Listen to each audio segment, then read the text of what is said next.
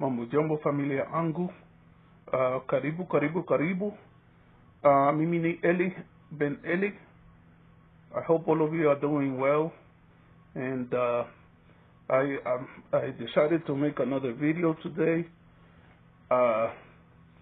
I'm considering a couple of things that I find very interesting. My understanding from talking to people who are living in different parts of Kenya is that whenever electricity is initially installed in a village, there are problems. But before I go on, let me ask you to please go and subscribe to my channel. It seems that subscriptions are stalled, and I really need you. If you're watching this video and you haven't subscribed, please go ahead and subscribe. You'll be doing Babu Eli-Ben-Eli a great favor by subscribing. And this is Chaneli Babu Eli-Ben-Eli TV. So please go ahead and subscribe to me. I really will appreciate that. Whenever new technology, be it Wi-Fi, electricity, whatever, whenever new technology comes to a village, there are problems. Okay, why? Because it's new technology. Let's take that electricity, for example. When you introduce electricity to a village, and it's the rainy season, there's going to be a point at which poles fall down. There's going to be a point at which you cannot adequately predict whether or not the transformers are going to be sufficient for that area, and there are all kinds of problems. I am Marwa, the King of Kings, the Capo de Tutti Capo, the Grand Puba, he who walks among the corn, he who floats among the clouds and causeth the rain to fall in the river to speed. Marwa is convinced that there's a governmental conspiracy to undermine the great kingdom of Nyabohanset, the seat of power of the legendary Marwa. I don't think so. I think that it is normal and typical. And then there's another consideration. Why Marwa has had a series of problems with electricity at the Thrilla villa in the Kenyan Medillin, the rancho, the mosquito ranch, anyway. There's another reason why he has had problems. Strongman 254. Let's agree that he is something of a, well, I never would call another man a fool if I can help it. Let's say that he has made some suspect decisions, choosing to abandon his wife and family in the name of pursuing fame and glory by having Marwa give him shout-outs. And he's doing this for no money whatsoever. Some of us think it's completely foolish, but, to each his own. Strongman 254 is discovering something which I suspect is very surprising to him. I think that he's discovering that he has a set of testicles. And as a man, he's beginning to speak the truth. He's talking about how badly I Am Marwa's engineer has performed his duties, that I Am Marwa's engineer is more of a foreman than he is an engineer, all of which is very true. The point is that whole villa has been sloppily built. The electrical system has been sloppily built. They even put in a generator. That was sloppily done. As you have seen, the plumbing was sloppily done. There is no, and Strongman 254 is speaking about how things should have been done. He's talking about how having exposed pipes was not a good thing, that it shows that the work was not properly sequenced. And some of this I'm putting into my own words, but the point is that what Marwa is discovering It's not a governmental conspiracy. And by the way, that may very well be. Okay, the culture of a lot of developing countries is one in which anybody who has the power to cause you inconvenience will probably cause you inconvenience. Why? Because when they cause you inconvenience and you come to them and you tell them, look, this is going wrong, what can we do about it? Oh, it'll take some money to fix it. Pay me this or pay me that, and I'll make sure that you don't have a problem. Or, pay me this or pay me that, and I'll make sure you have electricity. Maybe that's what's happening. But maybe what's also happening is that, number one, there are bad weather conditions, and number two, the facilities are badly built. And maybe the facility in and of themselves are contributing to the problem with the electrical system. The other thing that Marwa is complaining about, and I don't understand who is to blame for this, or let's put it to you like this, I don't understand why he doesn't get who's to blame for this. He's kind of complaining about, well, we have had no electricity, and we're running out of gas, and we need gas and everything. Well, the thing is this. If Marwa was prepared to buy gasoline and to do it, on the square, not to be constantly looking for a cheap way of doing it and, cornering, scamming people to get what he wants, he would just go out and, let's say you understand, well, I'm having a party, and on average I'm using X amount of gasoline per day. The party's intended to go on for X number of additional days. You multiply the cost by the number of days, and you make a budget, and you try to buy that amount and have a certain amount of gasoline on hand. He's not doing that. Marwa is counting on begging and on miracles to give him enough gas to run his generator. By the way, let me go back to something. The likelihood is that I don't know how many of you live in the United States. I bet some of you do. But in any country that I know of, when you receive electrical services, you have to pay a certain amount of money for your electrical services. Guess what happens when you try to corner the electrical company, for their money? They cut off your electricity. And even if they don't cut it off, they simply don't make providing you with electricity a priority. Their attitude becomes this person's a fool. That's not, he doesn't really have the money to pay his bills. That might be another possibility as to why Marwa is having problems with his electricity. The bottom line is this. There are so many sane and logical reasons why Marwa would be having problems with his electricity. It's not about a conspiracy. I seriously doubt that it is about a conspiracy. However, let me back up a step and say this. They say that you catch more flies with honey than you do with vinegar.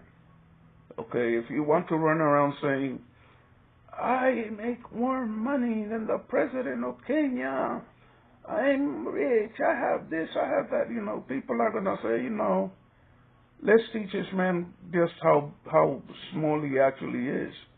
And you start having unnecessary problems.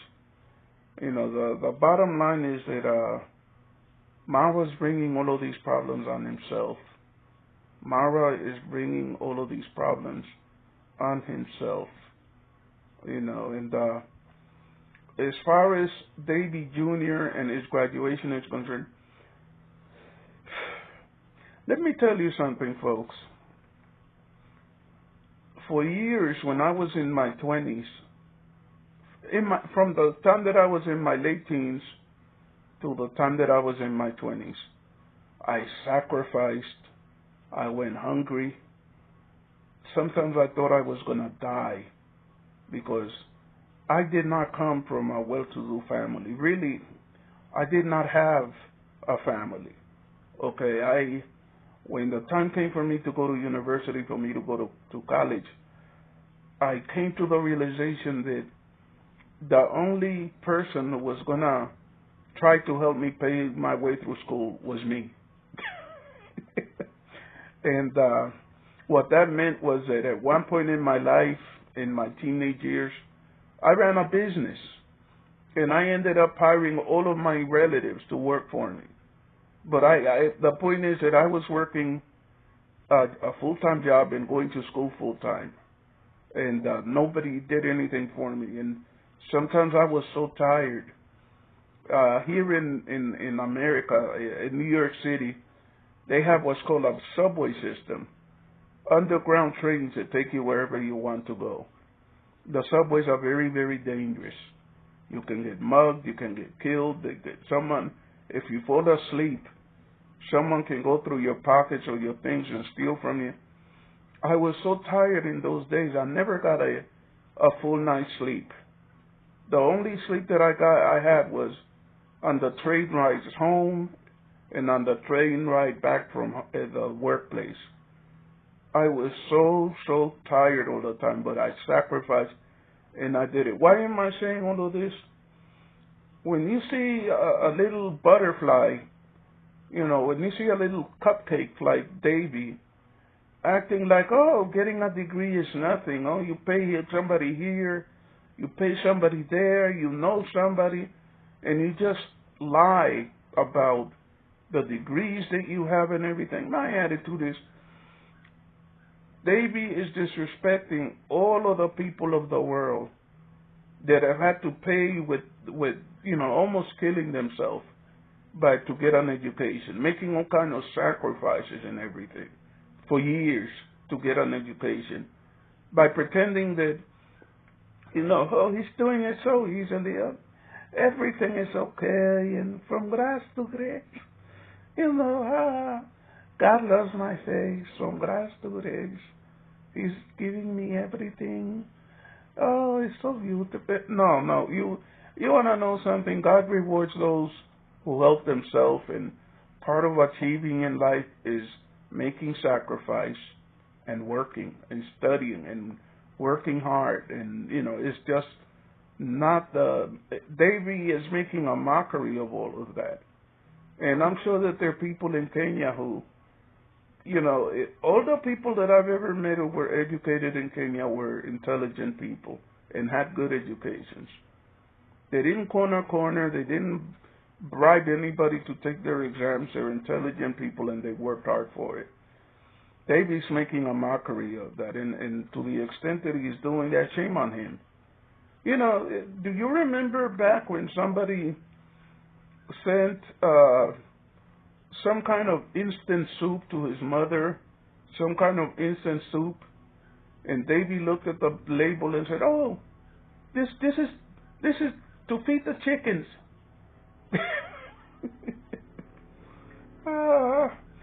Who does that? Who looks at the label of a package of instant soup and says, "Oh, this is to feed the chickens"? Either Davy needs to wear glasses, and this is the part of it that's more sad. Either Davy needs to wear glasses or he's illiterate, meaning that he is incapable of reading. There are two commonly spoken languages in Kenya, English and Swahili. And then there are all the tribal languages, but English and Swahili are the main languages. If you're an educated man, a man who is claiming to have a college/university level education, the least you should be able to do is read. And I have cousins and I have nieces that are certified public accountants. Certified public, that's no joke. That requires a lot of work, to become one of those, and it requires a lot of study. Just like he claimed that he and his American friends brought the borehole to Nyako, the community borehole. and people got angry at him because they felt that he was being disrespectful to the hard work, that they had done to bring those things to the village. It's my position that Davy's being disrespectful to the Kenyan educational system. He's acting like basically like if it's just a joke, that you can pay people for this, you can pay people for that, and a man who basically can't read a label is running around saying, well, I'm a certified public accountant from grass to grace. I have had a face-to-face meeting with God. The devil is said to occasionally meet with God. I don't know. It's like if you can't respect yourself, at least respect what other people take seriously. People took that water hole seriously, and the work that had to be done for the city for the village of Nyako to get that publicly dug water hole. And in the same way, people getting an education is no joke. It isn't a joke here in America. It isn't a joke in Africa. Okay, for him to be lying, just straight up lying about how he got this education, and when it's suspect whether I think that what Davy has is what in the United States would be called an associate's degree. Okay, or maybe he doesn't even have that. Maybe what he has is a high school diploma, but Davy isn't any. If you think that Davy is a certified public accountant, I suggest you hire him. What you will discover is that probably Davy is more of a certified public scammer, and your money will be gone. It's like, stop. I want you to consider something. He was talking about how he was going to build this house at the site of the old family home. Do you notice how quietly that project collapsed? No one has ever heard anything about it again. Or I suspect that maybe it hasn't collapsed. But whatever progress is being made on that, if progress is being made on it, I guarantee you that it is his father who's doing all of the work. Davy's a playboy. He's not somebody to be taken seriously. And if I was a Kenyan certified public accountant, I would just like Max One and his friends took a great deal of offense about him running around claiming that it was he who brought that borehole to the village. I think that the certified public accountants of Kenya should, number one, take offense, or number two, realize that this is a young fool who is doing everything possible to get a lot of attention and not take it very, very seriously. But at the same time, it's like, what he's doing is disrespectful. Just like he lies about his age, claiming to be in his early 20s or whatever. That man isn't in his early 20s. How many people, there's certain indications to me that he's older than in his early 20s, okay? But I don't know why they feel compelled to lie about their ages and pretend to be younger than they are. And I'm inspiring the youth from grass to grace. What youth are you inspiring with that nonsense? I mean, the closer you look at the village of Nyako, the more that you come to realize it. There is a culture of lie tellings, pretending that things are true when in fact they aren't. Folks, let me once again take the time to ask you, if you haven't done so already, please subscribe to my channel, and please like my channel and comment, say something. I really love and appreciate the people who take a minute to say whatever. I don't particularly care whether you hit the dislike button or you hit the like button. just hit something. Show me that you are alive, above the neck. Okay, I don't particularly care whether you are a member of the cult of Marwa, the YouTube cult of Marwa. I don't care. Say what you want to say.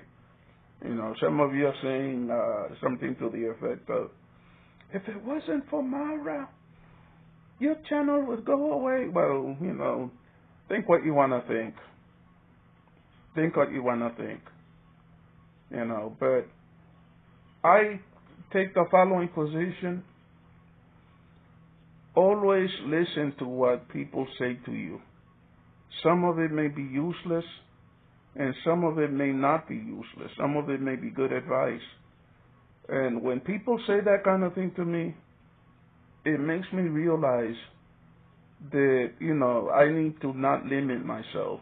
There are other things that I'm going to start commenting about. I'm going to comment about the politics of my country. While I'm on the subject, let me make an observation. There is a congressman by the name of Richie Torres who comes from the South Bronx, and I don't know whether you know anything about the South Bronx. The South Bronx is a very, very poor, bad neighborhood. And this is a man who has the mentality of somebody like Davy Jr. He's a college dropout. He's not, I'll give him credit for this. He's not lying and claiming that he graduated college. He's a college dropout, but he's boasting about how he's in the Congress of the United States and he didn't complete college, and he has such a free mind, and all that he does is post Twitter commentary about the Middle East, basically attacking the Palestinians. It turns out that the AIPAC, which is an interest group representing Israel, has donated a lot of money to him. And, when you watch the Palestinians and the Jews fighting each other, you have to be like a friend who stands in front of two of his friends that are fighting. You don't encourage one friend to hurt the other. Okay? You try to make peace. What is it that the Bible says? Blessed are the peacemakers, for they shall see the kingdom of God. This man doesn't devote himself to making peace. He devotes himself to promoting trouble and, urging, demonizing the Palestinian people. And at the end of the day, I've come to the conclusion that in the eyes of God, all human beings are special. All human beings are loved by Him, and I just don't believe that, one man's suffering is unimportant while another man's suffering is, very, very important. Both sides of this conflict have performed things that are very, very bad, but at this rate, we're getting close to 20,000 Palestinians that have been slaughtered. Many of them women and children. We're seeing the Gaza Strip decimated by Israeli bombs, and my attitude is, folks, enough is enough. And to whatever extent you can, please raise your voice and call for a ceasefire now. But anyway, my brothers and sisters, I am very happy to take this opportunity to talk to you today. It's the first day of Hanukkah. If you are celebrating Hanukkah, Chag Sameach. If you're not, have a good day. And to my Muslim brothers and sisters, I hope you have a Juma Mubarak. To my Jewish brothers and sisters, for the Jews, in addition to Chag Sameach, Shabbat Shalom. To Christians who celebrate the Sabbath, happy Sabbath. May God be with you throughout this holiday season. Kwaheri. Bye-bye.